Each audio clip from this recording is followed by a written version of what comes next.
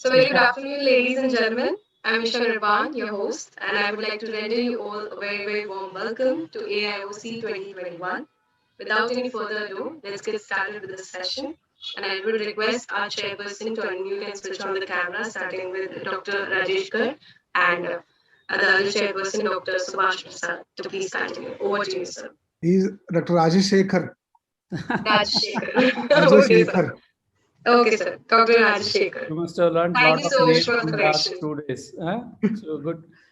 Good. Thanks, Isha. Thank you so much, sir.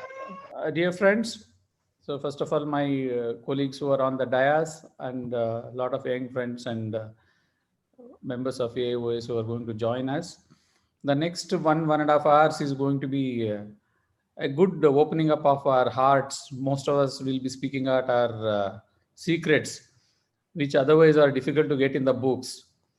Because in ophthalmology, we get to read a lot of things, but when it comes to practice, day one of my practice, it was totally different from what I had learned in the institute.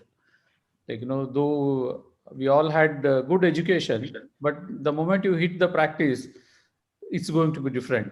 In management terms, the design rooms, discussion rooms, everything is fine.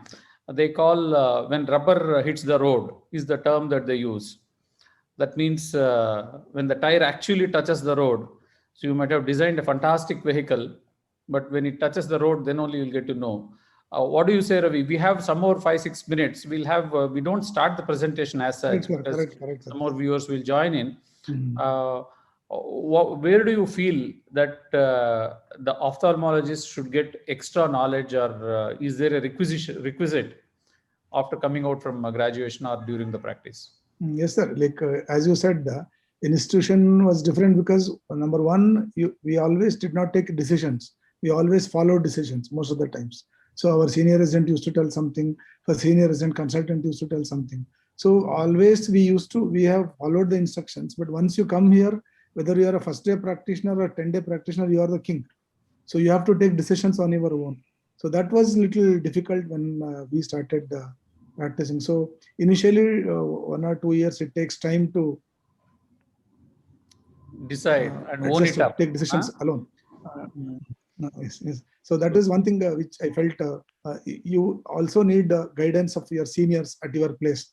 So that is the time where you seek guidance from your seniors. So you be in touch with your seniors. So whenever I had problems, I always talk to my seniors. I think I must have talked to you many times. So regarding our practice or so those things we need guidance from seniors. Second is what we don't know is buying equipments. When we start our practice in institute, we used to take one more microscope. Even just one bulb is gone. So take a new microscope and do. But that we were fortunate. But once you are in practice to buy equipments, manage equipments, getting the service done, it's a big challenge initially. Good afternoon, everyone. Good afternoon, Dr. Subhash Prasad. Good afternoon, sir. We had the opportunity of getting into the hall little early because our previous team had followed the timings and they had left it early. So before we actually start, we were having informal discussions. Welcome, Senthil. So yeah, so I heard you were talking in the other hall. Yeah, okay.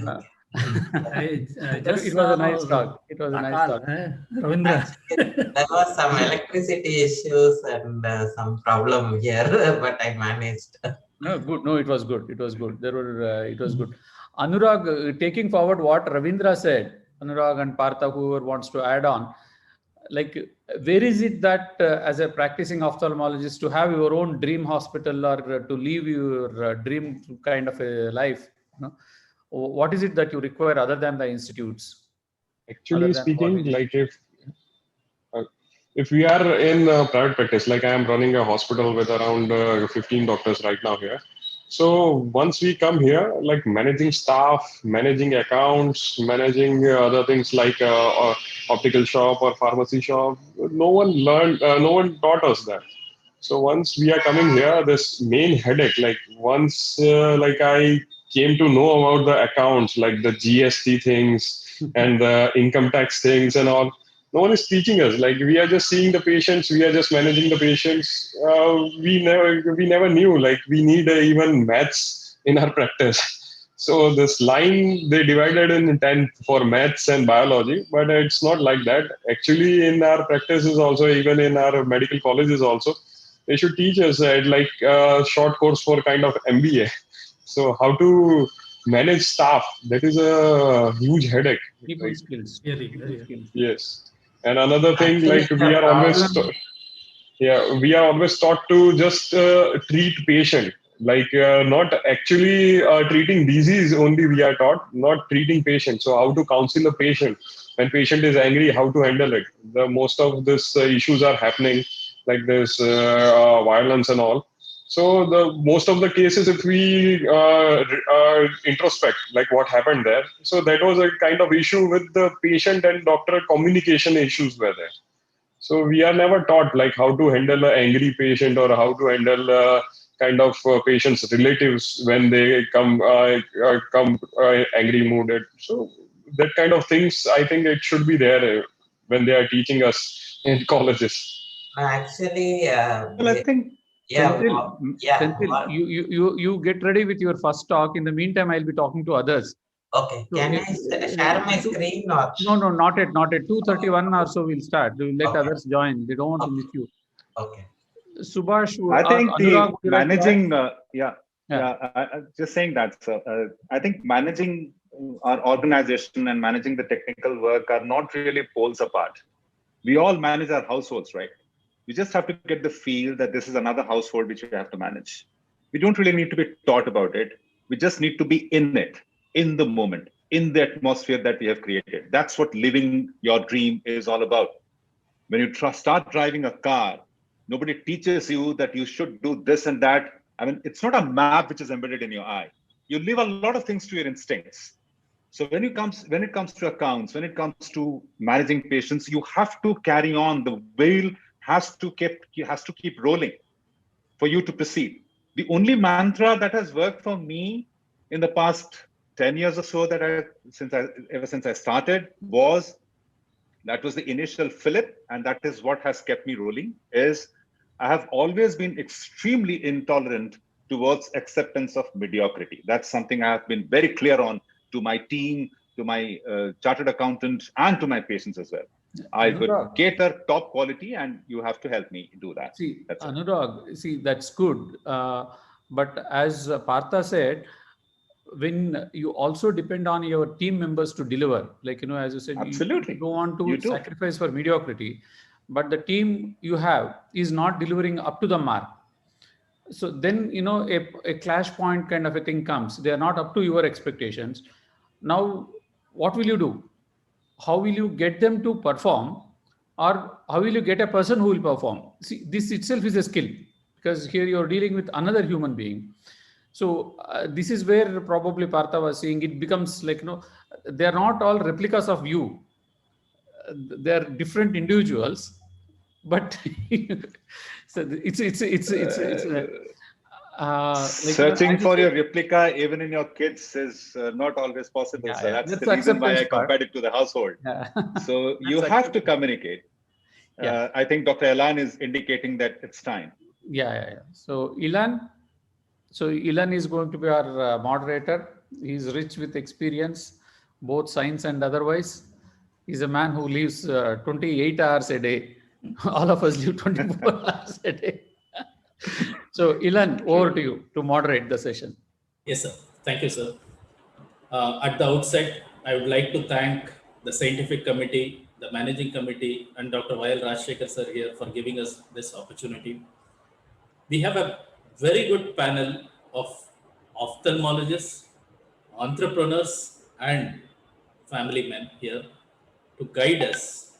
What is important here is each of us started from very humble beginnings, whatever that might be, and we've reached certain stage where we may or may not take off from here. With this, I would like to introduce our Karnataka Ophthalmic Society President, as well as ex-President of the Bangalore Ophthalmic Society, Dr. Rajshekhar sir. he doesn't need an introduction. Various posts he has held. To give a short introduction to this topic, and then we go on to the first speaker, sir. So good evening, friends. Welcome to this AIOC. As Ilan said, we thank the scientific committee for giving this responsibility of sharing with our experiences with the youngsters and those who are ambitious of reaching their dream lives, dream eye hospital, dream life, So that's why I chose my team here with a lot of due diligence. These are all the people who have built their practices from scratch. They didn't have any godfathers. They have faced different kinds of challenges, but all of them, believe me, have achieved international level success. Success is an ill-defined one. And year later or few years later, they'll all be at much higher positions than what they are. But by having its own relative terms, they are all successful. They are all in the top 1 percentile of the Indian ophthalmologists. So I'm very proud to present the panel that we have here. And during this course, I request all my panelists to share their rich experiences so that the young and aspiring ophthalmologists will take the daring step to live life fully, both as professionals and as persons. Without taking much time, over to you, Ilan. Thank you, sir. With that, we come to our first speaker, Dr. Tamilarasan Senthil. Again, doesn't need an introduction, but only thing what I would like to say is more of an healthcare entrepreneur more than, probably 10 times more than an ophthalmologist. His innovative strategies, thinking about new ideas which none of us have ever thought of, is what makes him special. He has won various awards too. He's also invited by various societies to deliver the talk on practice management, not just ophthalmology societies, even the other societies and businessmen call him to give this talk. He has been specially felicitated with gold medal by the ex-governor of Tamil Nadu, Mr. K. Rosaya. To me, he is someone who introduced ophthalmic business, compared it with coffee. I still remember that particular slide, what I saw, Senthil. Please take us through your presentation. Is my slide visible? Yeah, it's visible. It's visible, Senthil. You can make it full screen. Thank you, Dr. Rajek. Is it full screen now? Yeah, it's full screen. Yeah. So thank you, Dr. Rajshekar and Dr. Ivan Kumaran for the wonderful introduction. I don't know whether I am worthy of all those introductions. I'm definitely not in the top 1%. Basically, all of us have started with humble beginnings and still at a humble level only. So there are still a lot more distance to go. And during this presentation, whenever you want me to stop, please let me know. I don't know how much time I have. So the topic given time. Huh? You have 8 minutes. Go ahead, Ilan. So the topic given to me is being yourself and how to stay out from the crowd. The crowd meaning the regular ophthalmologist. Maybe some part of what I've from my life, whatever has happened. Maybe if you can get some clues out of it, I'm sure it will be. So mainly it's going to be like in talking about what I've gone through. That's the idea of this presentation. So let's start with the small quote which says, like, I'm sure most of you have read this: be yourself, everyone else is already taken. So no need to try to replicate anybody. There is no requirement to replicate Dr. Rajshekar or Dr. Anurag Mishra. So as long as we are being trying to be ourselves, we know what to do and what we are interested in. I think that is the most important part in life. So. And like most of us, I'm also a first generation ophthalmologist, and I think being a first generation always carries a lot of difficulties. Being a first generation means that you have to take a lot of risk, and because you don't have anybody to guide you, and there is nobody to teach you surgery, so there is nobody to tell you how to do a private practice. And in a first generation, you also have to step outside of your comfort zone.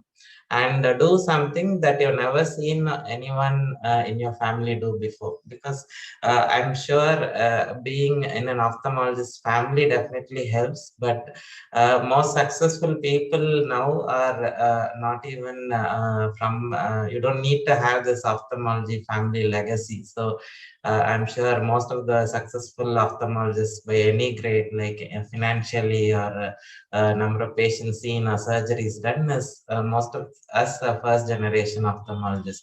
So if you are a first generation ophthalmologist, you don't have to worry about that. Basically, you take it as an advantage because you can take more risk and you have more capability to step out of your comfort zone. So my parents were both government employees, and like any middle class family, they wanted the children to get educated well. And primarily being the eldest son, they wanted me to become a doctor, and the younger son became an engineer. And basically, even during my medical course, I was always interested in specialties which were lighter. Ophthalmology or radiology or dermatology. These were the specialties I had as choice when I took up ophthalmology. And then once I completed the MBBS, as many of the friends wanted to go to the US, I also wrote my MLEs. And then just before applying for visa, my father said, like, do you really want to go to the US? I think you will be better off here. So I was also like cat on the wall. So then I decided to stay back in India, and then went back to my old choices of ophthalmology, dermatology, or radiology. And I thought ophthalmology is good because it's got everything. It's got surgeries, it's got you have a lifestyle. In ophthalmology, you have all those things together. So basically, I decided to become an ophthalmologist because of that. And then basically, after the ophthalmology course, the biggest struggle for somebody who is a first generation is to learn surgeries. Basically, to learn phaco and all these things, because you're not taught these things in the medical college. So the only option was to go to these high volume surgical centers. So I am actually a rebel. So basically, I heard somebody said he doesn't accept a mediocrity. So I don't accept those regular rules. And so I went to one of these high volume surgical centers, and they said you have to see surgeries for 3 months. And then first year you have to do 2000 SICS, and then second year ECCs, and then second year you have to do SICS, and then we will teach you phaco during the third year. I said, it's not possible. You don't pay me a stipend or anything, because they were paying a small stipend. I said, okay, let me give you an option. So you don't pay me any stipend, rather than I will work for free for your hospital, but you teach me, like I will do 100 ECCs and 100 SICs, and then you teach me phaco. I can stay here for 6 months or 1 year. So they didn't agree for that.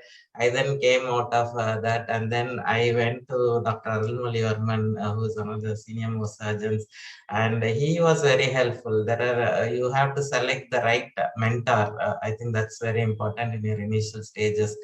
So then he was very helpful, and he taught me phaco and everything. And from then, but my aim was always to do be on my own. I never wanted to work for somebody. So as Steve Jobs said, your time is so limited in this world, you don't waste it by living for somebody else's life or somebody else's dream. So I think this talk is session is on having your own dream. So if you want to have your own dream, I think it is important to also become on your own. You have to start your own practice. So basically, I was, as many of you, not cut out for working for somebody or a medical college or an institution or anything. So I thought, let me start my own practice, because that was something I thought it's important, even if it's a small, in Tamil, they say, even if you run a tea shop, it is important that you own the tea shop. That is a famous saying in Tamil. So even if I start a small clinic, I thought, let it be my own clinic, and started a clinic.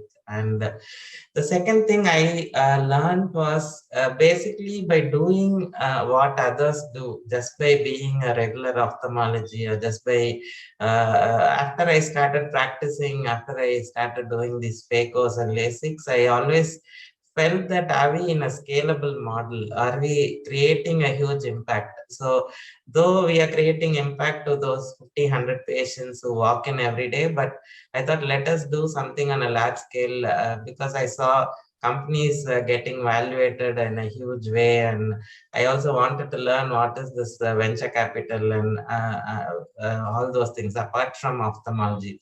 So then I decided, let me try to venture out into the business part of ophthalmology. There are businesses which are surrounding ophthalmology. So initially, I started an ophthalmic pharma company, which actually didn't do well. I think that is another important lesson you have to learn.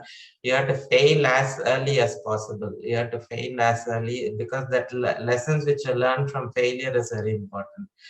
So then I thought that there is this huge problem of diabetic retinopathy. Why don't we do something in telemedicine? So I started a teleophthalmology company, and then I wanted to learn because Dr. Rajshekhar is an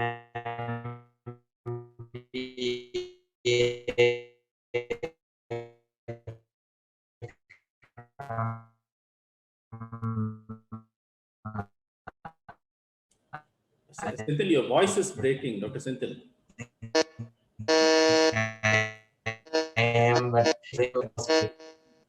Yeah, is it better now?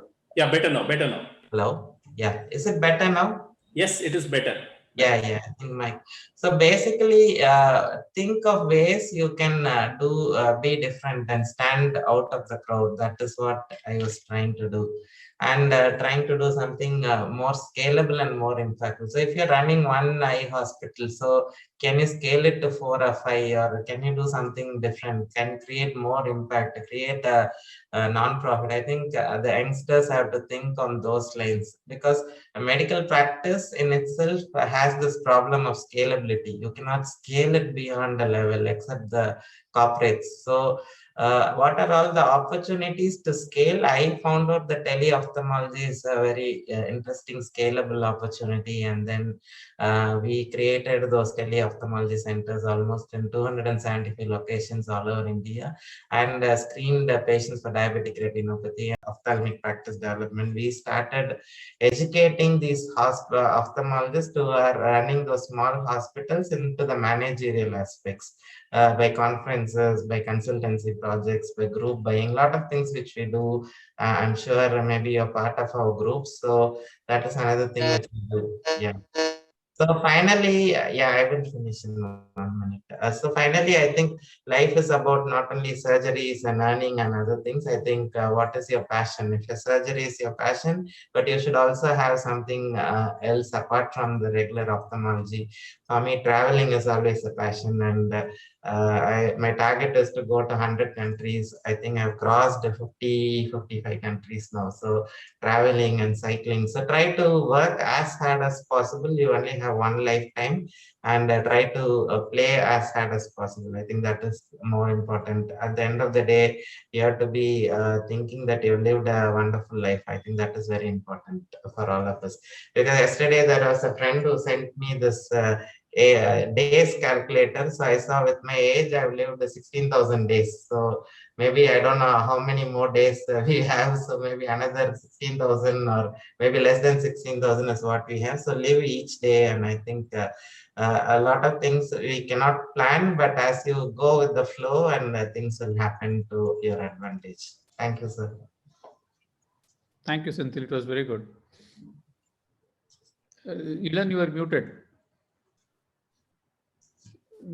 That was an excellent presentation, Dr. Thamilarasan Senthil. Next, we have Dr. Hecham Ravindranath. He's a gold medalist, my senior from RP Center, gold medalist, a senior resident from Squint and Glaucoma, consultant at Drishti Hospital, 20 years practice in Davanagere. He was also the chairman scientific committee of Karnataka Ophthalmic Society and an editor for KOS journal Chakshu, almost 10 years back. To me, he has been my teacher. The first person I met at RP Center next to Ames swimming pool. That's where we met first. And next day I joined as his junior resident. Sir, over to you. Thank you, Ilan. First of all, my humble pranams to my teachers here, Dr. Rashekar and Dr. Subhash Prasad, who have significant contribution to my career. Today, I'll be sharing my experience as a practitioner in Tier 2 city, that is in a district place, Davangere. Tier 2 and Tier 3 cities, I mean district places. Initially, when we finish our MD or MS, this question comes where to settle, whether to settle in a bigger city or smaller city. Many times it is not your choice. It happens because you belong to some native place, so nearby you go and settle. And also depends on priorities, who you want to become. And the advantage of bigger cities is you have more options, like you can join medical college, you can join corporates, or you can start your practice, or you can join an established practitioner. But in a smaller place, you have limited options. Either you practice or join a medical college if there is any. The advantage of smaller places, which I found in district place here, is early recognition. Because you are a localite, already some people know you. So you don't have to start from zero if you start from in a smaller place. That is your place. So you have a lot of friends and relatives. So who will push you immediate inflow of patients. That's what advantage which I had when I started. So maintenance cost is little less compared to metro cities, where rent, the land costs and salaries are slightly less compared to bigger cities. And you don't have to spend a lot of money on advertisements. And to add, you have less travel time, less traffic, and more peace. So these are the advantages which I found in my city compared to bigger places. But the downside also true that you get early recognition, but you meet early saturation also. After 4 or 5 years, you may end up in a plateau curve. But you can definitely improve on it by working hard and little different. Here, difficult to practice subspecialty alone. I was a squint and glaucoma consultant at RP senior resident, but here I had to promote more my surgical skills and cataract, occasionally doing squint and glaucoma. Expensive equipments may not get return of investment on equipments which are expensive. And because patients here are more of non-insurance patients, they bargain. It's a mindset. Same patients go to metro cities and pay and come. But here in smaller places, bargaining is more. And difficult to get assistants and fellows for your clinic. And you have early recognition advantage, but same disadvantage, you have a risk of defamation early in case you falter. Type of patients I get in a place here is majority are village background patients who are less affordable and lower literacy levels, but they are very good promoters of your clinic. They care, they see how you care than your degree. Earlier, I was writing MD, AIMS, MN, AMS, and all those things. Now I stopped writing because they don't mind what you know or what your degree, unless you know, until they know how you care. So that is more important. And fortunately, they're less litigant. In the last 20 years, I don't have a single litigation against me in any of the courts. And their neighbors are their Googles. That is the in smaller places. So with this, knowing this background, I adopted some of my principles here in my setup as a practitioner. Here is, I am approachable to any class of person in this city, no in-between hurdles. And I speak local language, means in Kannada only, there are different types of language. In Dharwad, they speak different, Davangere, they speak different, Bangalore, they speak different. So you adopt the local style of language, they will consider and they will recognize you amongst one of them. And I value more human relations more than anything else. So I always feel humans to be loved and machine to be used, not vice versa. And I bet on my patients for publicity than any form of advertisement, whether it is digital, Facebook, Google website, whatever it is. Less than 1% of patients come through that, and 99 patients are through word of mouth publicity. And because it's a smaller place, I have advantage to attend their functions on invitation, and even without invitation, or in some of the unfortunate situations where condolences, I go and at least I console them, regular patients. And here, very important in smaller place, you should know this is, I know my limitations. See, our hospital cannot treat all the diseases. Our hospital cannot have all the equipments available. For that matter, no hospital can have. What is important is patient safety. Patient-centric practice is important than our ego. So very good referral system we should have. I have 2-3 referral doctors, my seniors, whom I believe. Suppose if there is an example, a retinal detachment comes, if it is a simple RD, my consultant will do VR consultant. If it is difficult one, I refer to places where I have a lot of faith, send them, I follow them up, talk to that consultant in front of the patient only, and again talk to the patient after the surgery is done. So that regular follow-up I do, so that they will consider you amongst one of them. And this is very important. With you have ophthalmologists at your place. The relation with them is very important in smaller places. As a basic, I have never criticized any of our colleagues in front of my patients. And I have allowed all of them, majority of ophthalmologists in Davangere, to use my facility, whether it is investigation facility, whether laser, surgery, or anything at reasonable cost, because I don't have to add any extra infrastructure cost. So whatever they give is a benefit to me. More than everything, I get the goodwill. Help every ophthalmologist whenever they are in need, and encourage the youngsters. I have helped, encouraged, guided, even financially, many of the youngsters when they started practice. And this I strictly follow. I never use the word first and only. First equipment to be used in our hospital in the city, only facility, only hospital to have this facility. These, I hate these words, first and only.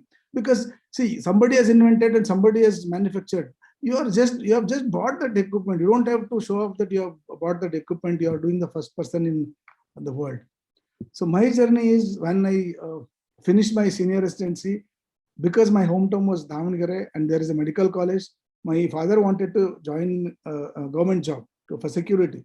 So I thought a combination of these, I can join a medical college. So as a security, and started my practice. As every one of us have, we had an initial struggle for 5 years. I had my part-time practice. I was lecturer in a medical college. Then I worked for 3 years with a senior consultant who really taught me the ophthalmic practice, which I did not learn in RP Center. And after 5 years, I upgraded my hospital, and the growth and the upgradation should be complementary to each other. Your upgradation should help you to grow, and the growth get the revenue to upgrade. So this should be complementary, and I did that. And I believe there's 4 game changers in the practice. One is you should have your own place instead of working in a rented place.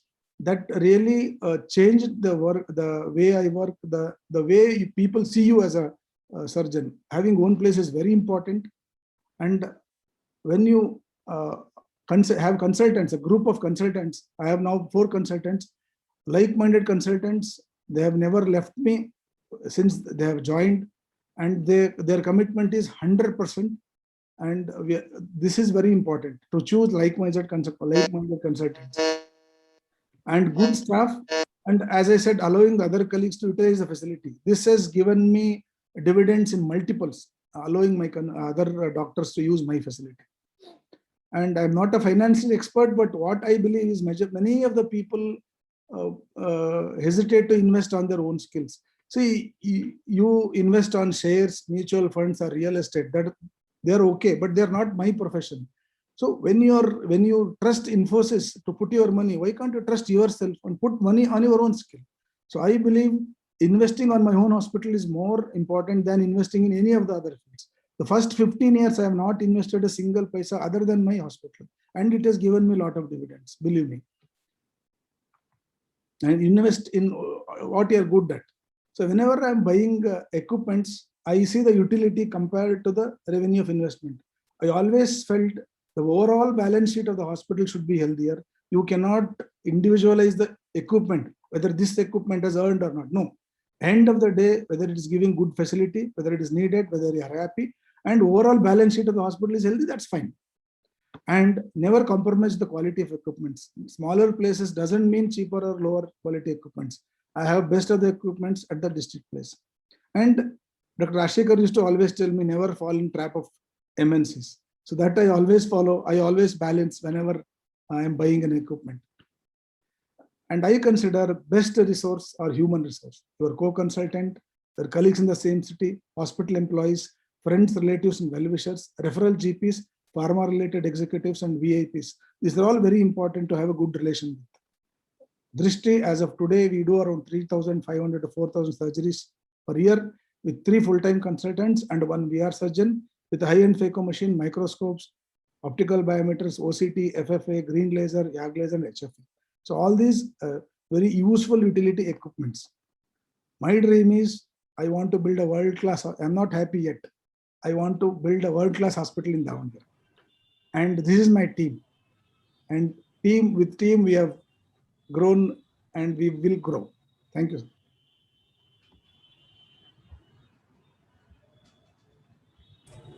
Thank you, sir. Excellent. A lot of advice I've taken from you. Some of them I had missed it and I'm repenting for it now. Most important, I don't have a house. And the second thing, what I missed out, you said instruments invest properly. I missed out on that. I still keep troubling you for all those things. Next, we have one thing I missed about Dr. Hecham sir was he began his life as a teacher, worked elsewhere, then started as clinic. Similar to this, we have another speaker, Dr. Subhash Prasad sir, another senior from RP Center.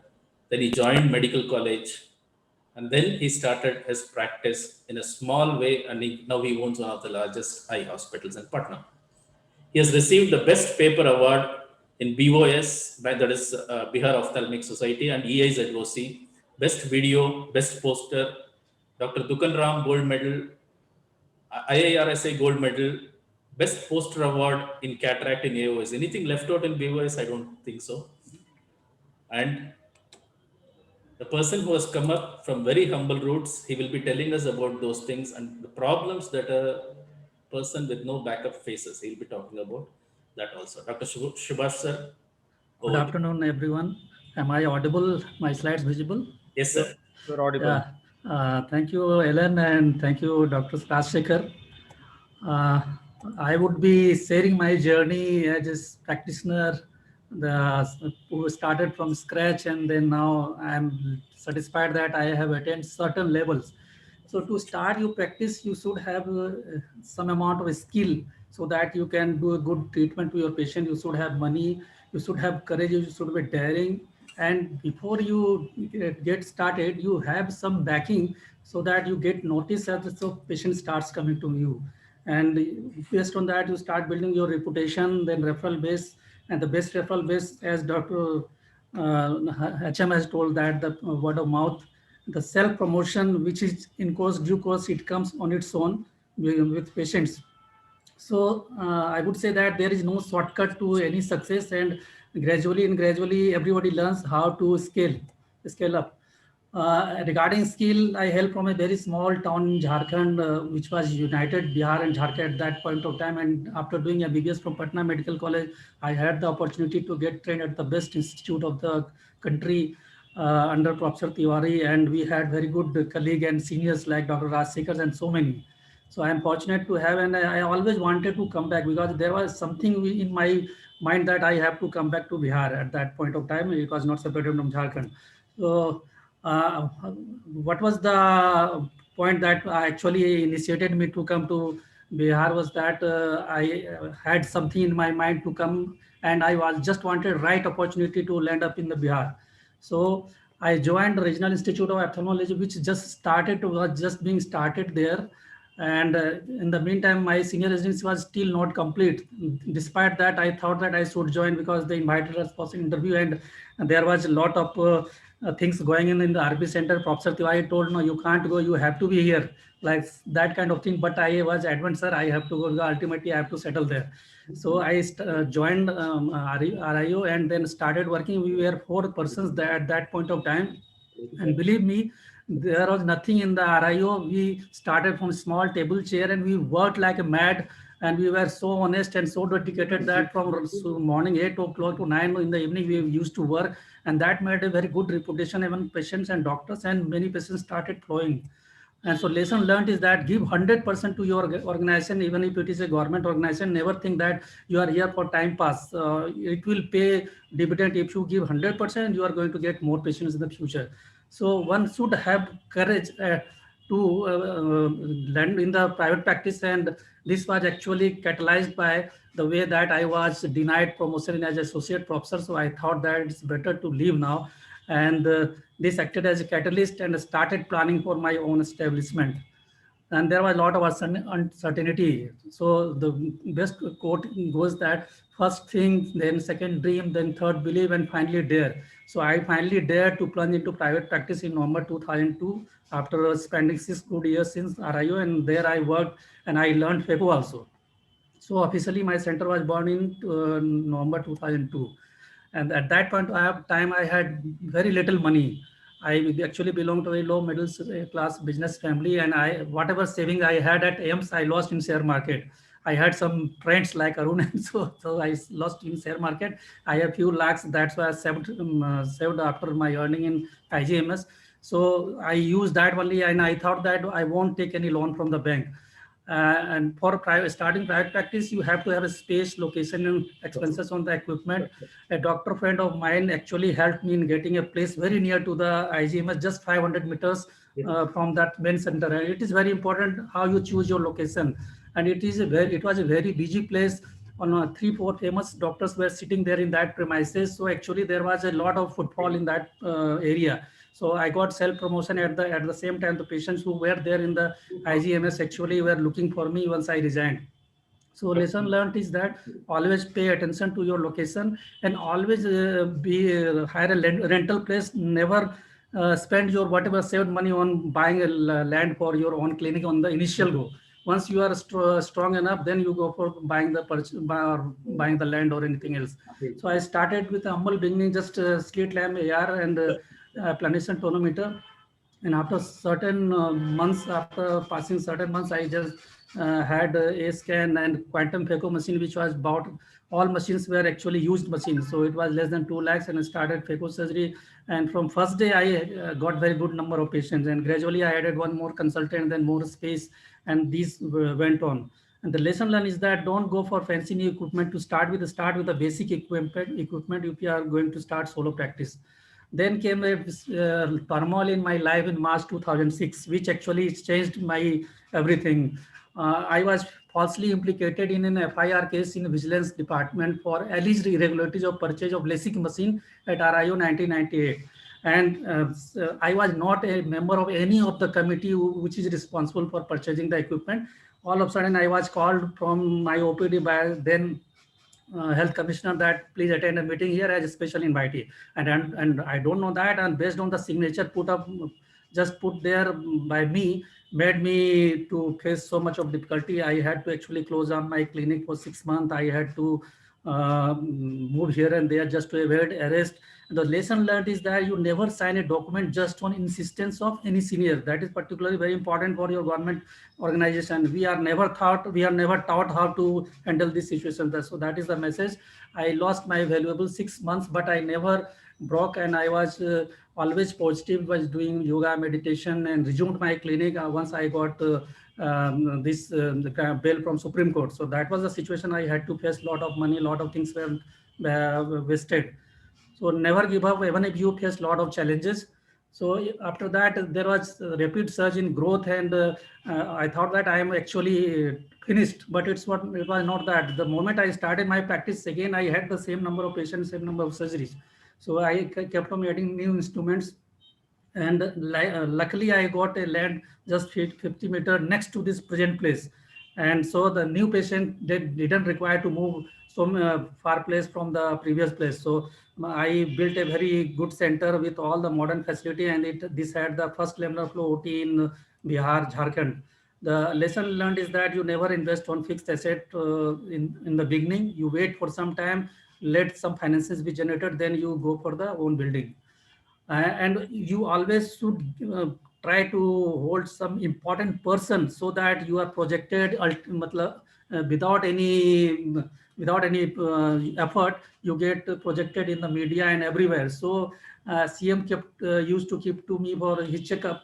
So he actually suggested to change the place, and I invited him on the inauguration of my hospital, and Professor J.S. Titial was also asked to please attend grace the occasion. And the reason being that I just wanted to highlight my clinic not just by inauguration, because then the media won't give any attention to inauguration of any hospital. I wanted to tag it with eye transplant or eye banking facility in Bihar, which was not there. And I wanted to Professor Titial to be an advocate at that point of time, and that worked.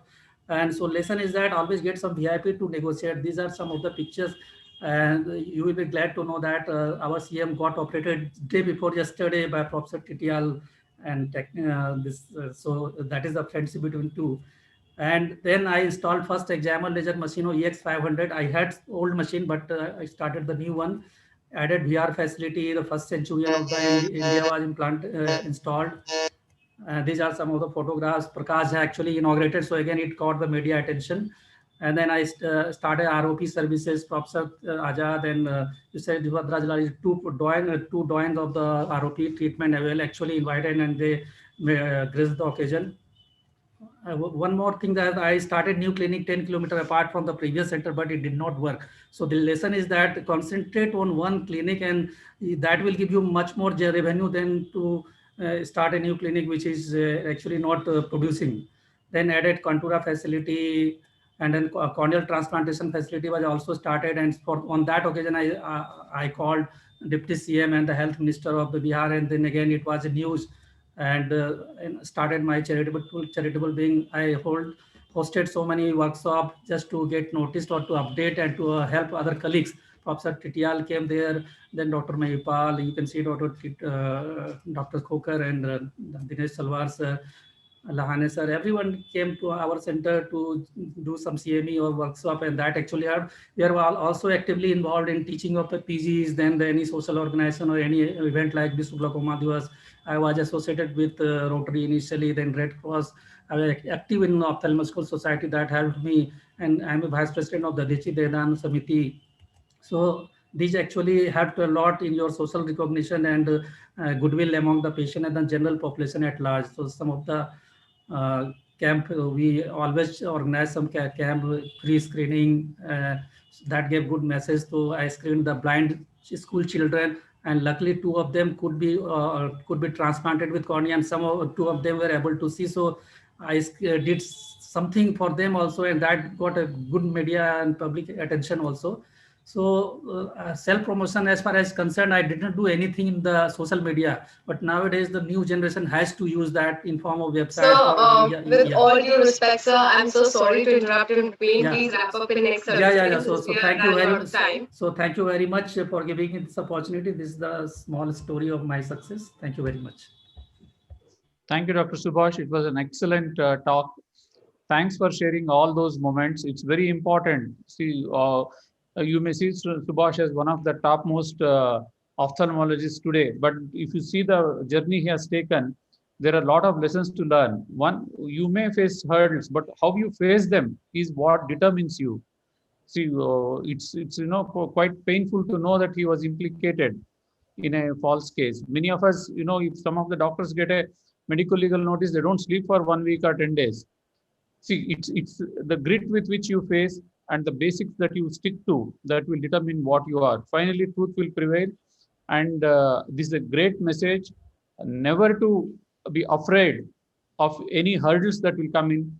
Face them boldly. It's only a passing phase, and you will come out of it. Only those who show this grit will come out of it. So this is a great lesson. Thank you, Subhash. Thank you. Thank you. Ilan. Thank you, sir. Next, we have another very good speaker, Dr. Anurag Mishra from Qatar. He had 2 gold medals in ophthalmology in MBBS, finished 2 long-term fellowship, IOL and pediatric ophthalmology and strabismus, has did 30 live surgical demonstration, many publications, many great guest faculty, invitations, and another person who started from scratch and built it up. Dr. Anurag Mishra, start your opulent Odyssey. Well, to be an influencer, you have to be influenced first.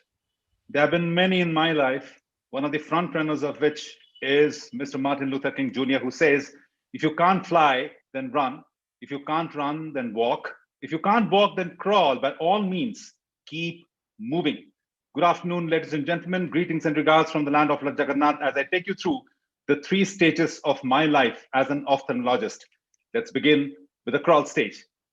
It started with the post-graduation, and like million others in the country, I was also an outstanding surgeon. Outstanding in the sense I used to stand outside the OT for the most of my day. I did 7 ECCEs right throughout my tenure. 4 out of them were FA kick. Cornea and sclera fought who would be at top on the wound when we sutured them.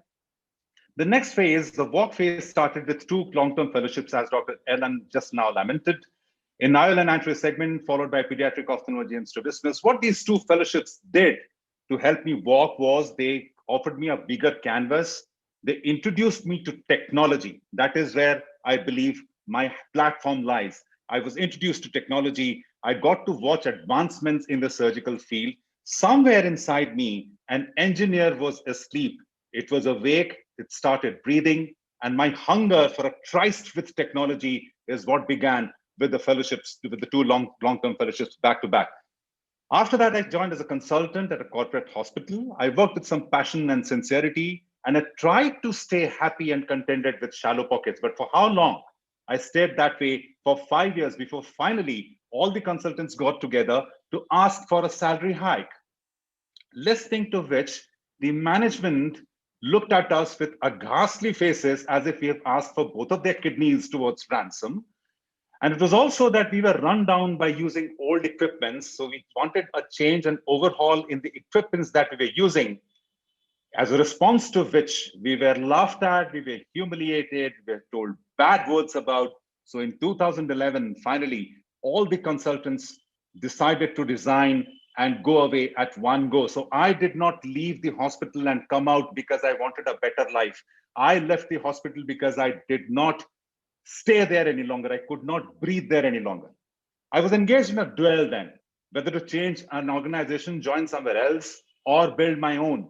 Finally, the build my own concept won, and the non-biological child of mine, which is my hospital, started taking shape in my mind space. And that's when I started the run stage of my life. Modest setup, an OPD, an OT, and a few startup contrivances, just like Dr. Subhash Prasad said, a basic slit lamp, an ultrasonic biometry, a manual keratometry, step magnification, Takagi OM5 microscope, a trial set, and a few instruments for surgery is all I had to start up with. But the hunger for a tryst with technology took over very soon. And then on the journey started. This was 2011, hardly 6 months after the journey took me this way. 2012, I owned an OcuScan, the best ultrasonic biometry at that stage. 2013, my phaco machine changed over to an Infinity. 2014, I got a video slit lamp for documentation purpose. The biometry changed to an optical one. ALMaster 500 was installed. In 2015, OM5 exited, in came Lumira I. 2016, the ALMaster 500 made an exit. ALMaster 700 came in along with ray tracing iTrace. 2017, another phaco machine got added on. Signature Pro, the Infinity was still there. And I also had the specular microscope. 2018, 4 equipments got in: Centurion, Varian image guided systems, the spectral domain OCT, and an automated system of refraction in the form of Phoropter. 2019 caused many ripples across the society as the femtolaser made an entry into my setup. Mind you, I'm a standalone practitioner. 2020 saw the IDRA and EI dry eye management suite. 2021 was badly hit by the COVID-19 pandemic. I tried to talk to different companies and got a better deal for Heidelberg Anterior to find its place in my setup. So that's the assembly I have currently. So my tryst with technology is all set to happen. There are 2 principles. I often face this question. People ask me, how do you manage your finances? So there are 2, basically put, there are 2 basic financial principles. The first is a give and take principle. This is a right-wing approach wherein you give something, like the mobile service provider companies before the people bought the handsets. You give the services to people, build your brand equity that way, and then retrieve the cost. How did I retrieve the cost? I do not charge a penny for investigations. How did I retrieve the cost? I raised my consultation fees by 50 rupees. I raised my surgical packages by 1,000 rupees. It gave me more than what I could ever retrieve towards investigation charges. The other concept, however, is take and give. This is a left-wing approach. This is also doable. You amass a corpus fund, start working, amass a corpus fund, and then back invest to get equipments of your choice. So you have to choose which principle do you believe on. I believed on the right-wing approach and went ahead about it. I'm very blessed to have my leadership accepted by my team. I have an excellent team in place. I do have the trust of society and trusted. I'm thankful to grace that I've been shielded from greed, at least for now. As I said at the beginning, the thing that is the mantra that has kept me moving all along is non-acceptance of mediocrity and the attitude to stop at nothing. So this is my hospital. The fascia has recently received a revamp, of course, but this is where I work. This is my hospital. This is the entrance to the OPD. This is the waiting hall and the small playing area that's located at the corner, since I'm a pediatric ophthalmologist. This is my chamber where I hold business meetings and meet people. This is the corridor with my father's full-sized oil painting at one corner. And this is my OPD. As you can see, there are two units of consultation here, separated by a collapsible thick curtain.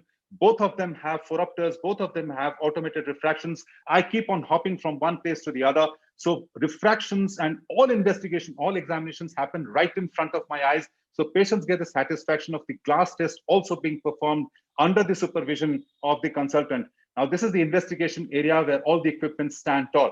I'll just tell you the flow chart of the OPD. This is the waiting room. Once patients come into the OPD, which you just saw, and they get consulted, if they have to be investigated, they go to the pre-op evaluation room. From the pre-op evaluation room, they go to the counseling. By the time the pre-op evaluation is complete, if they're dilated, they come back, consult, and once again, they go to the counseling room.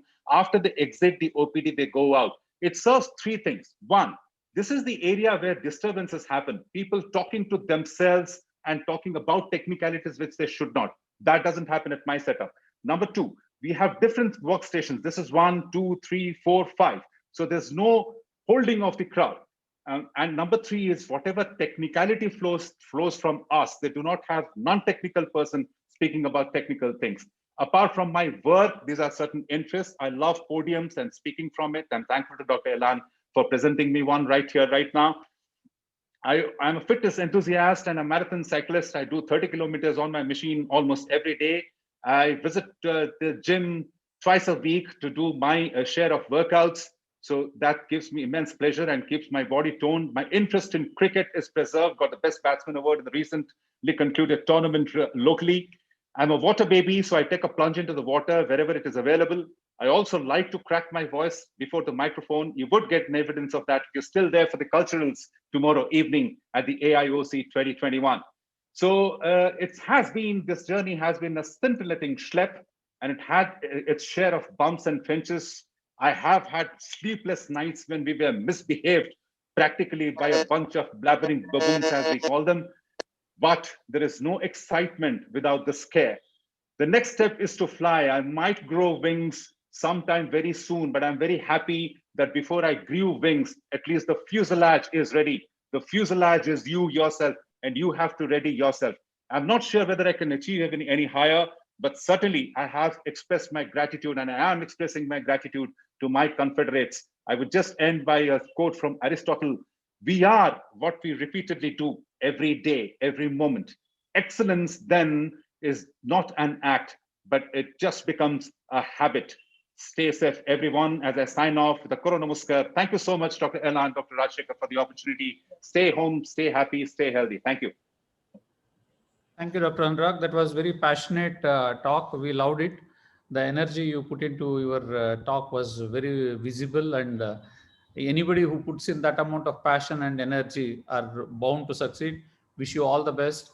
There were a lot of take-home messages. Never to give up. Go step by step. Keep on the growth path and stay focused. Excellent talk. Excellent.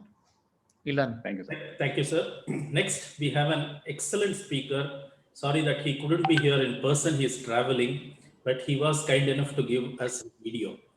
Not only an ophthalmologist, excellent innovator, and someone who can replicate machines. All of us know about his OmniGlow, methylene blue, everything. Dr. Jagdeep Kakadia has given his video.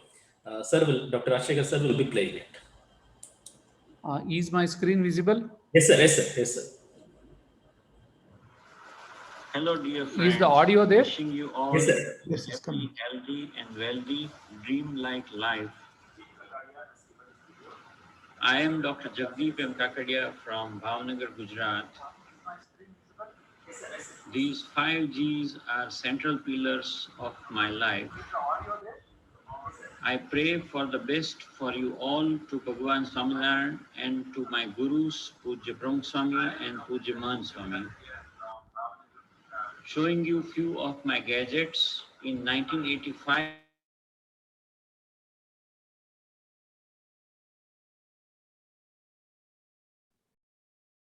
Video is not, audio is not coming.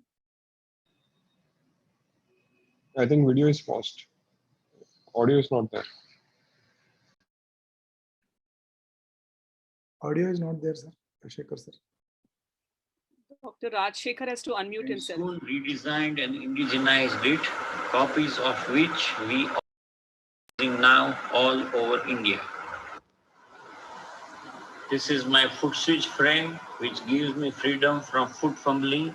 I never lose coordination reference between my legs when I move from right to left temporal or superior incision. A very ergonomic oxygen bottle carrier device. Using a dedicated Sony 3D Handycam and replacing the optical head, I converted a Zeiss slit lamp into a 3D digital slit lamp so I can sit back, relax, and examine eyes on a large 3D TV. In 2004, we made an excimer laser, 250 Hz, 1 millimeter Gaussian flying spot with 250 Hz eye tracker capable of topo-guided treatments. In 2014, we made our second 500 Hz flying spot excimer laser.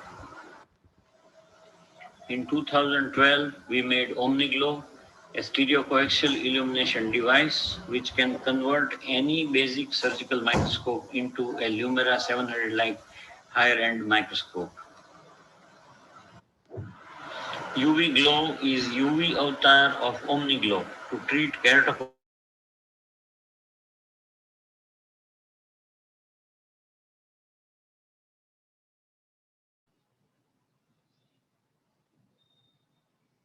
Sir, Dr. Rajshekhar, sir, your turn. With very minimal scarring. Few years ago, I made a Bausch & Lomb Stellaris reusable and autoclavable silicone tubings and fluid collection jar so that I never have to buy expensive disposable tubings and cassettes. For Millennium also, I was using same type of self-made tubings and jars. Even for my store's Protigi, I was using self-made tubings and jars. I guess by now I saved 70 lakh rupees on disposables. Also, I always use self-made autoclavable fluid infusion connection sets. We developed a novel device named TUG, Therapeutic Ultrasound for Glaucoma. TUG is a compact and portable device for ab externo non-invasive application of LIFU, low intensity focused ultrasound. TUG is a 12 minutes OPD procedure under tropical anesthesia which resonates trabecular meshwork and cleanses it, opens up its porosity for about 12 to 14 months and can be repeated every year for many years. A mini UV torch to diagnose and demonstrate cataract and congenital NLD blocks. It can also show which syringe is having plain BSS and which one has pre-diluted moxifloxacin. With my UV torch, we can literally see intracameral moxi injection.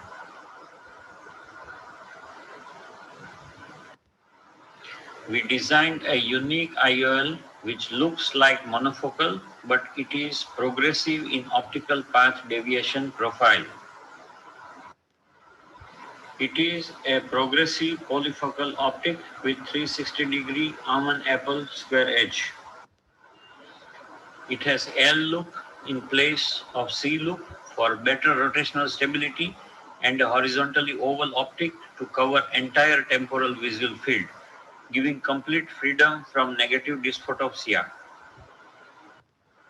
We also have made segmental bifocal IOLs. We have already started a for eye surgeons, of eye surgeons, by eye surgeons, cooperative spirited IOL manufacturing company named Milioptics Intraocular Lenses Private Limited. 100 eye doctors are already shareholders. You all are most welcome to join. We are also working to bring to India Nela Rakot Russian laser for cataract surgery, which matures and then melts cataract as if it is a piece of wax. No emulsification, no chopping, no holding, just protein melting and a very low suction just for liquid to flow out.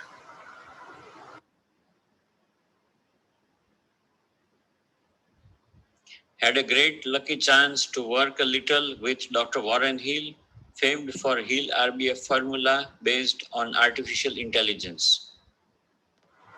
With help and guidance from Dr. Shigeru Kinoshita from Kyoto, Japan, we made unique and special Y27362 Rho kinase inhibitor eye drops, which can induce mitotic cell division in human corneal endothelial cells, so it can reverse pseudophakic bullous keratopathy medically.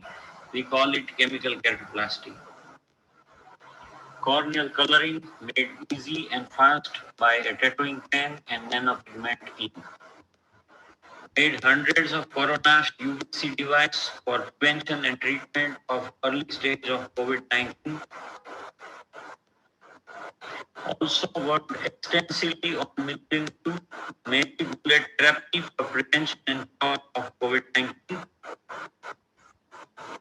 A good ventilator using combo bag, water from car, and making few weeks with rubber and gift sets.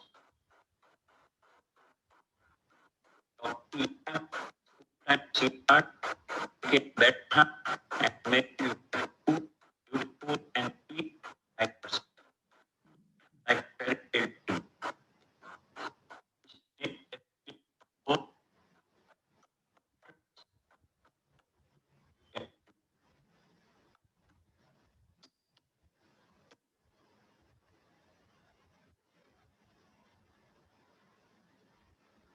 And home summit, a farm and a country house, and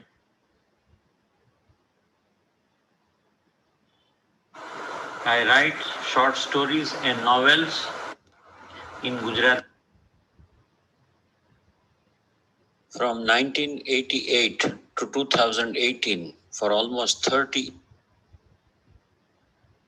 gold, 1 square yard of good urban land and 1 viga prices were same. 100 cataracts per month if somebody is doing as profit in hand. Invest it wisely, convert cataract into be rich and wealthy. My best wishes and prayers. Our just one, but many supplementary books full of visas. There was a talk from Dr. Jagdeep Kakadia. He's traveling now. He couldn't, but he was so dedicated to his commitment that he made sure that he made a good presentation, recorded and sent. We all know about Dr. Jagdeep Kakadia. We specially included him in this session to give wings to the dreams of those ophthalmologists who want to do something more than ophthalmology. See, he is an innovator. He has worked extensively with so many different kinds of people, be it engineers, investors, innovators. And he says you have to travel, learn, and and by the look of him, you will never say that he may be that tech savvy. He is talking future actually. So there's a lot to learn from Dr. Jagdeep Kagadia. We thank him for sharing his thoughts on this. He said 8 minutes is not sufficient. We said, sir, अब दिल से बात कीजिए, 8 minute बहुत है. We will inspire a lot of people, and he did that. Thanks to Dr. Jagdeep Kakadia. Thank you, sir. Next, we have the chairperson of this who designed this program, Dr. Y.L. Rajshekhar sir. Dr. Hecham sir and Dr. Subhash sir have walked in his footsteps, but I think I started right from beginning. Bangalore Medical College, RP Center, working somewhere, then starting one-room clinic. And to all of us in Karnataka Ophthalmic Society, when we have a problem with practice, we contact him. Always he thinks out of the box and gives us some suggestion. Thank you, sir. Please take over, sir. Thank you, Dr. Ilan. Thanks, friends. In the best interest of the time, as chairman, I'll have to cut short my talk to accommodate other colleagues. I'll be very brief. Many of the thoughts that I wanted to share, my other colleagues have excellently shared with you all. Tools for a dreamer. Is it just sufficient to have a dream, or do you need to acquire certain tools? I am of the firm belief that you need to acquire tools. Like, you have to have dream, and to make it happen, you need to have certain skill sets, and for that skill sets, you have to look for them and acquire them. First of all, you should believe in yourself. This is one thing that you can do to yourself. This is most important. For this, for me, the role model is Swami Vivekananda. He says that if he is given 100 people, he can change the world. Just imagine, the world of 7.2 billion people or 7.5 billion people now. If 100 people can change it, imagine the power. He says, give me 100 people.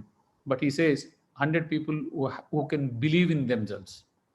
So this is the need. Like, if you believe in yourself, you can do a lot. So all those people who have ifs and buts, doubt their own capacities, and or who are surrounded by people who have negativities, they will find it difficult to believe in themselves. So you need to have a company of those who are optimistic, those who are positive, those who will push you to do things. If it's not already in you, at least you should find that company and start believing in yourself. Then you need to define very clearly. You need to have clarity. Many of us, if many people come and say, I don't know what to do, this I want, or some people will come and say, I want to do so many things. Then if you ask them, what do you want to do? Can you write it down? In fact, they find it very difficult to put it on paper.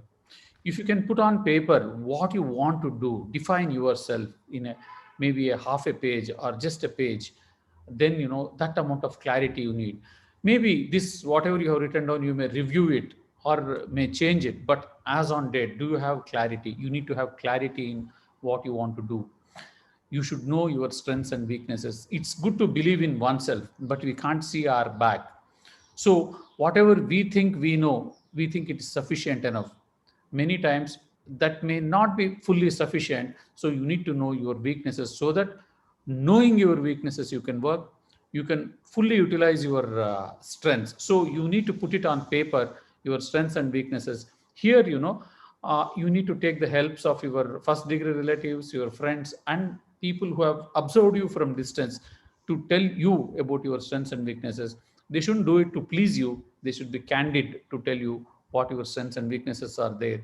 And you should be frank enough and open enough to accept that.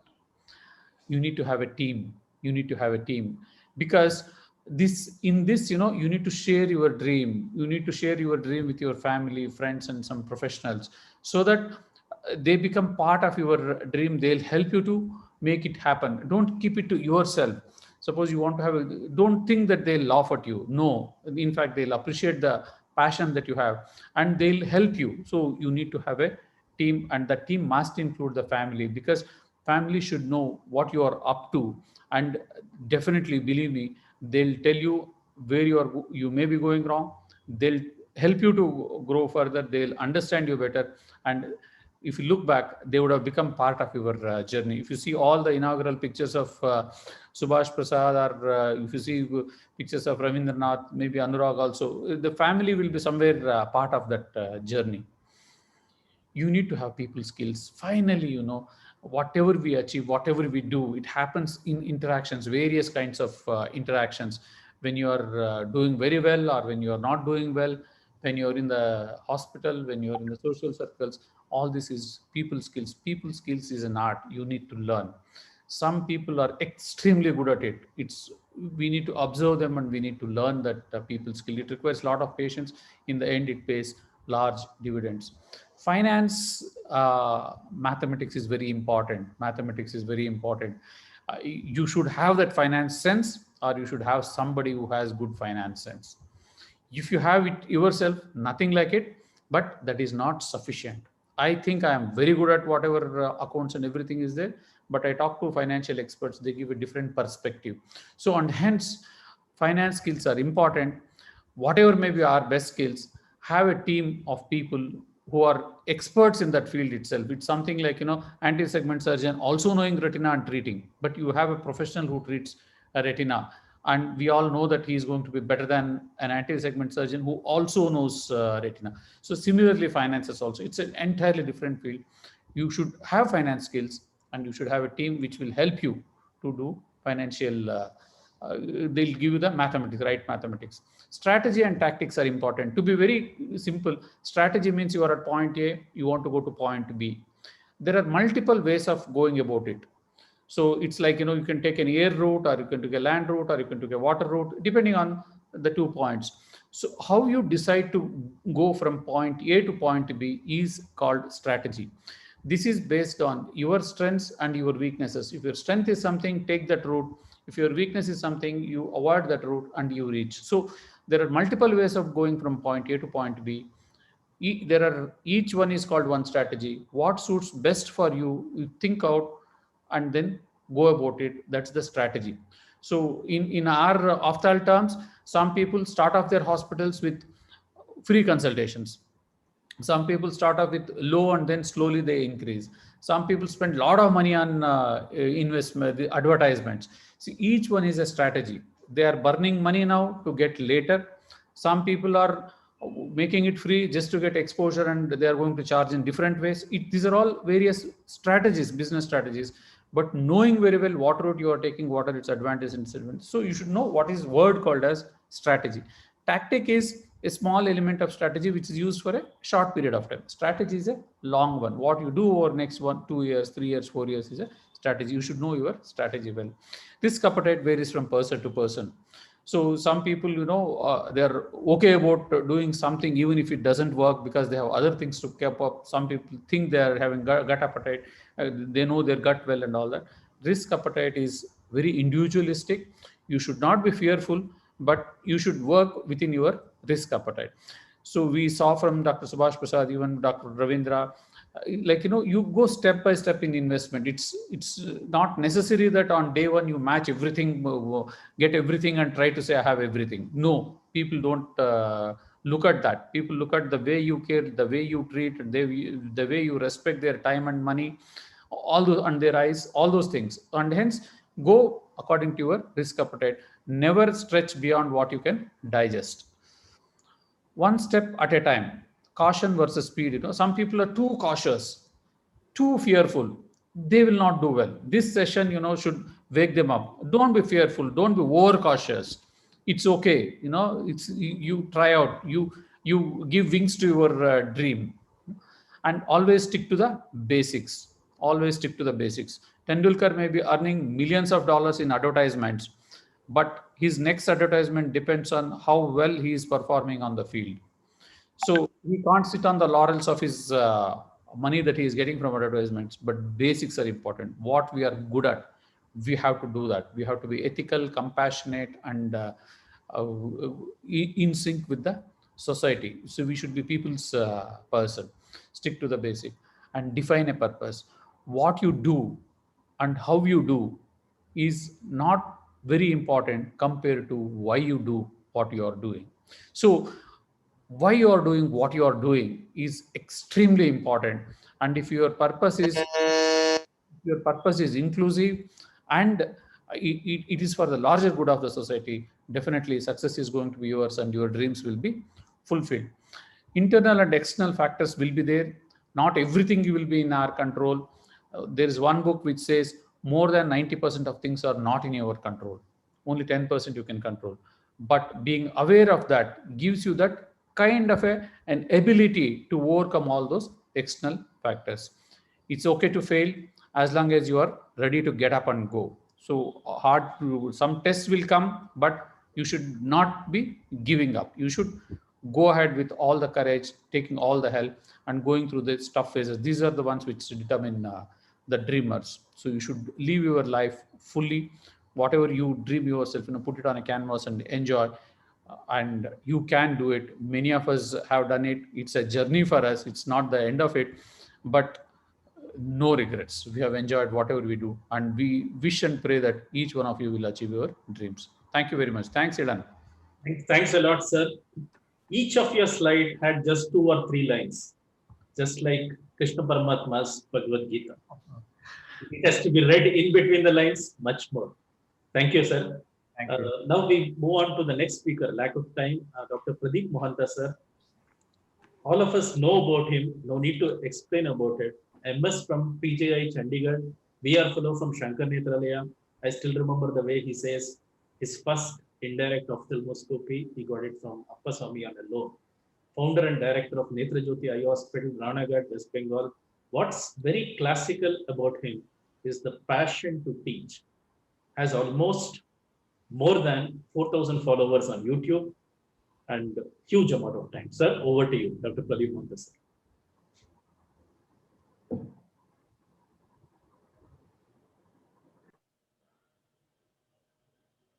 Proceed. Screen share to Sir, it's behind this, I think. Oh.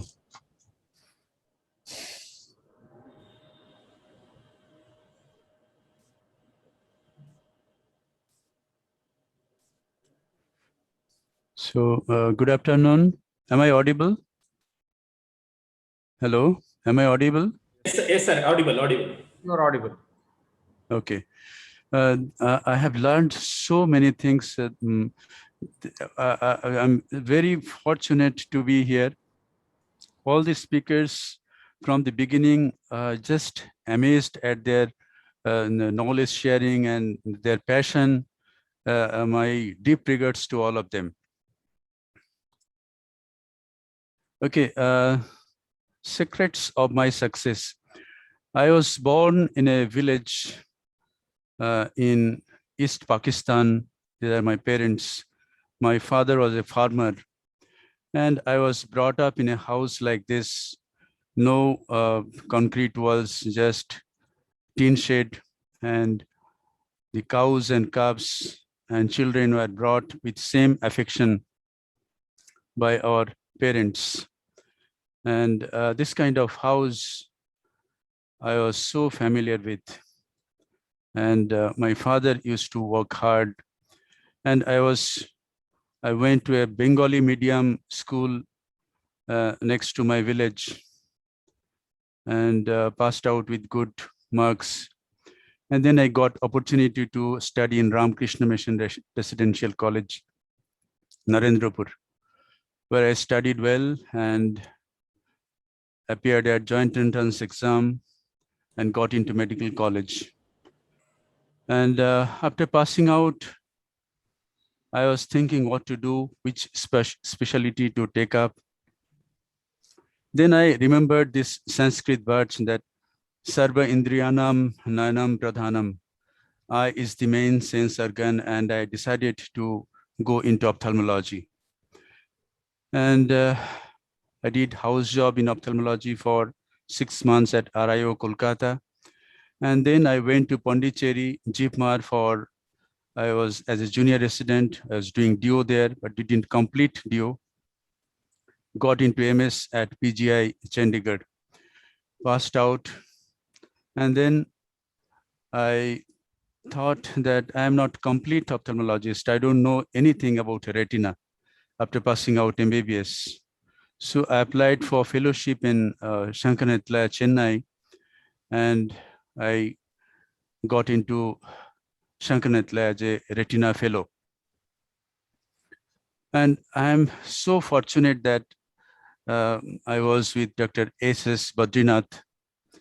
Whatever I have done in my life is because of his influence. I thought what he has done in his life, Dr. S.S. Badrinath, whatever he has done, if I can do 100th or even 1,000th of that, that will be a big thing in my area, in my village. in my small town where I work. So I came back to my small town, Ranaghat. And I thought, if I don't start practice here, who will? My other fellows, they will not come here. So I took a place on rent, only 1,000 rupees per month, and started practice with an indirect ophthalmoscope and slit lamp. I didn't have microscope at that time, so I had to take my patients to another nursing home and operate there. And after 5 years of practice, I could buy a piece of land and build my house. And it was constructed in such a way that ground floor and first floor will be for patient care. Ground floor was for outpatients and first floor was for operation theater and beds. I bought an DFA and ear glazer at that time.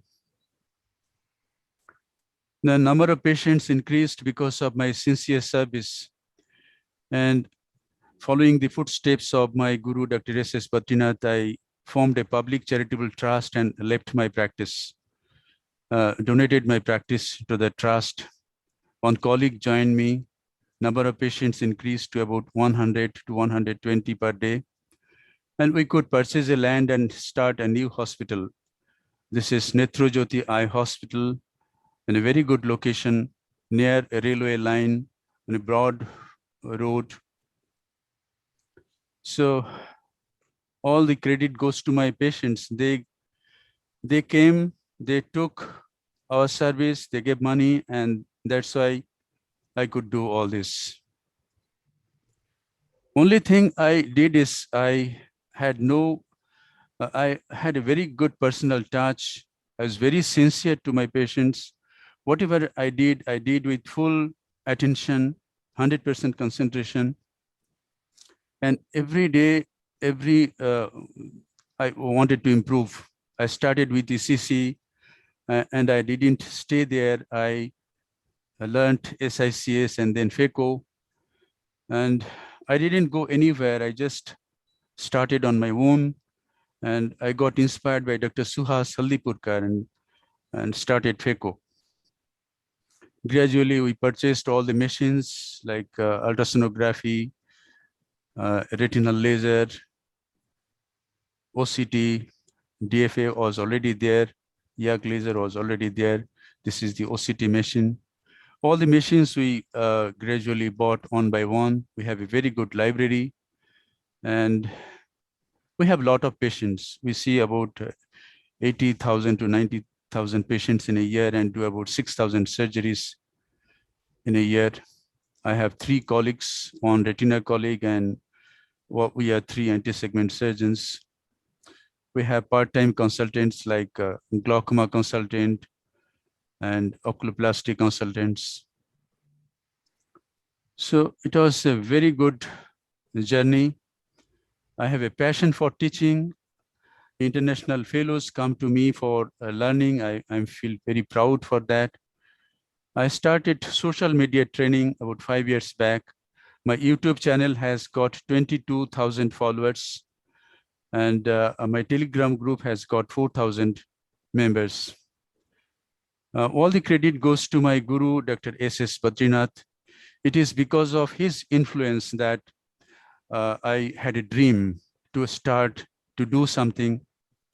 He implanted a dream in me that you should do something for your society. I didn't take up any government job. I just started a small clinic in a rented place and gradually did whatever I have done. The secrets of my success is because of his influence, a dream, and I nurtured that dream for a very long time because I didn't let anybody steal that dream. And I worked hard, persistently and consistently over the years. And I was very sincere to my patients. I never lied to I never gave any false hope. I was very sincere. And it is because of the patients that I am here. I always keep improving, and this is the secret of my success. I thank you, Elan, very much to be here. I have learned more than what I have shared, and thank you very, very much. Thank you, Dr. Pradeep Kumar Rana, Pradeep Kumar Mohata. It was an excellent talk, very inspiring. Welcome to Rana Ghat is what you are saying.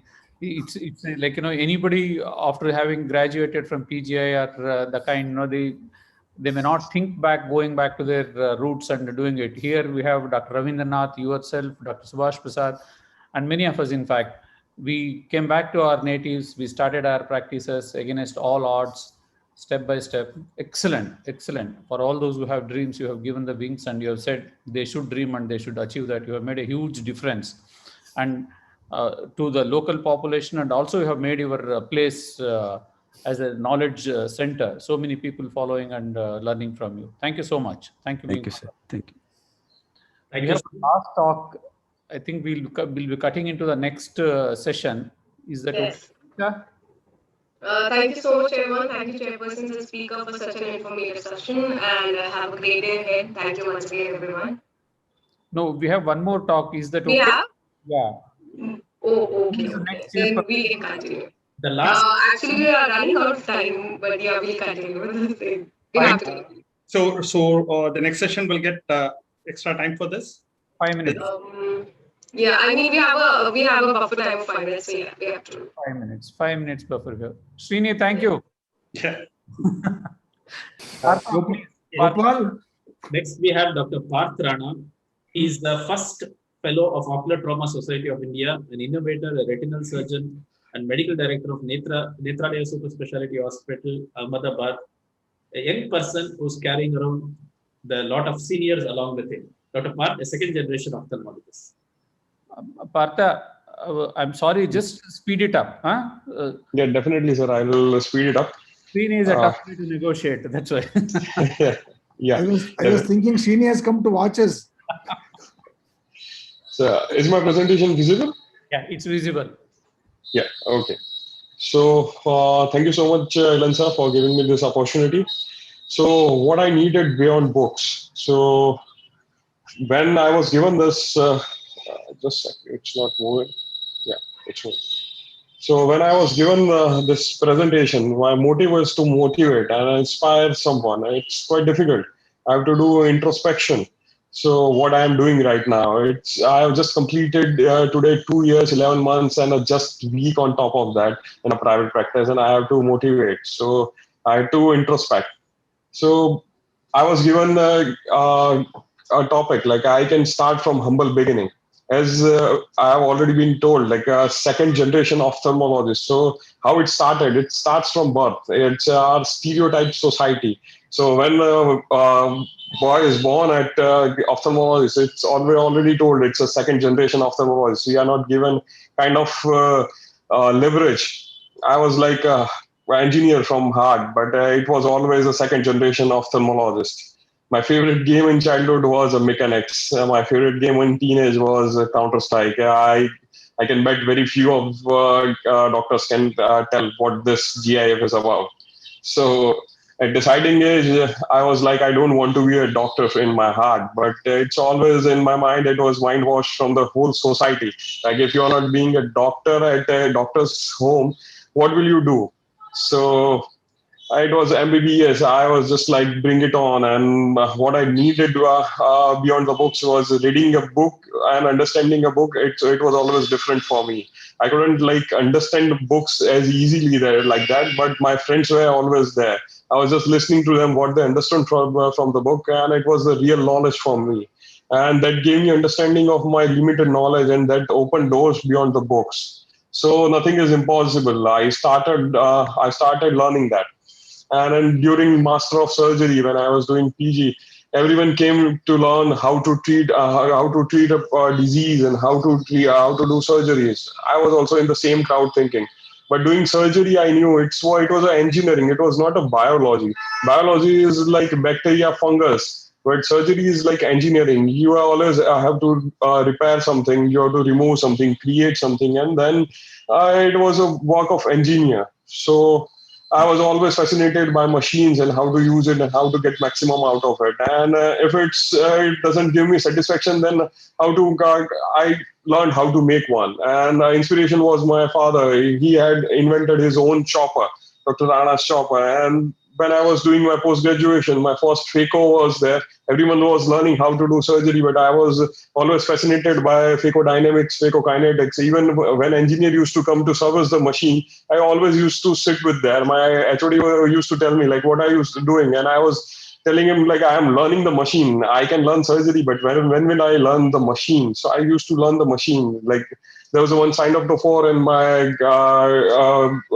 unit, and it was like just a junked up machine in the one corner. I used to clean it by myself, and I used to take it to my HOD, and we used to learn how to use that. Even I started smartphone funders photography way back in 2012 with my 5 megapixel Samsung phone, the S4. And in Vivo adjustable glaucoma filtration device, I started making a design that time, but my specialty changed just after the post-graduation. And during my fellowships, so I learned surgery for my comprehensive ophthalmology, then surgical retina, then ocular trauma, and then finally I went to Leipzig University in Germany, and I learned under Dr. Peter Wiedemann, our WSC chief right now. And one sure thing I learned from my mentor, Dr. Mehul Shah, it was just, book is just a guide. It's not the path. Path we have to make and work on that. And pole-to-pole surgeries I learned from him, which was out of the books. And when I got stuck in any of the surgery, he taught me just leave all the instruments beside and just engineer something in your mind and take a way out of that. And I designed Rana and Shah's scleral IOL that time. During my fellowship tenure, because doing a sutured SFIL was quite a difficult thing, quite difficult to learn, and it was kind of time consuming. So why not to make something? And I designed my IOL that time. I patented it during my fellowship period.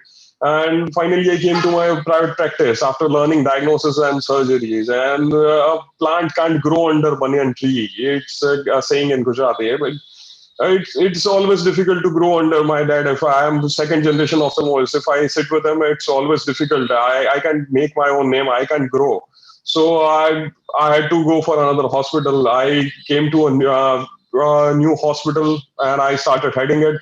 And with great power comes the great responsibility. When I joined this hospital, I was the junior most and I had to head that. And yes, I'll sum it up. It took few months to understand. We have taught to how to treat disease, but not do surgery. But how to treat a patient, it was difficult. And I started learning counseling and again machines. I started a digital hospital with the use of anterior segment camera, ultra-wide field non-mitotic fundus imaging. Even I designed my own EMR, which works on PC, smartphone, smartwatch, and this is the only EMR in the world which can do it. And this is my patient smartphone app. Patient can learn with the augmented reality what disease he's having in his eye. Patient can connect with the doctor directly. Patient can see his prescription and reports on the go. Patient can book appointments on the go. Patient can get even medication reminder, which I have given in prescription. Patient directly can get reminders for that. And 3D patient education program I have designed. I started it on my own from my pocket money, and Alcon funded it partially after that. And right now in my waiting area, if you can see, this is the silver screen, and with the specially designed, specially R&D projectors are there in my waiting area, and patient can learn what disease they are having in 3D. And finally, I felt my patient was satisfied, but I was not. So I started a small R&D in my hospital, and we are doing a lot of R&D projects here. And I was the first 3D eye surgeon in Gujarat. We started with Ingenuity, and for community, I have Ahmedabad District Diabetic Retinopathy Screening Study, which is an address program with fundus on phone. We are going to all physicians, and we are seeing patients. We have 2 more centers in different cities, which I started, and I gathered like-minded super specialties to cater all the super specialty of eye under one roof. Then I started blog writing also. Sorry to interrupt. With all due respect, kindly wrap it up in the next 30 seconds, sir, please. Yeah, sure. So right now, in all national newspapers, my blogs are there, and local news channels also. And finally, I have completed 2 years, 11 months, and 1 week on top of that. And I've learned books are just a part of study. Learning from other is a part of study. but converting your study into your experience in your own technique is a real success. So don't treat only patient, don't treat only disease, just treat the patient. And no limitations can limit you. And don't let engineer in you die. And don't be satisfied with the mediocrity. And I'll thank my teachers, my mentors, and especially my students who taught me a lot. Thank you so much. And thank you so much, AIOS and Elan Kumar, sir. Thank you so much, sir. Thank you, Dr. Parth. Thanks, sorry for hurrying you up. Thanks to the next session chairperson and panelists for obliging this 5 minutes. I enjoyed this session. Hope it was useful. Thank you all. Thanks to all the speakers and panelists, and thanks to the. Thank you so much, everyone. Thank you so much.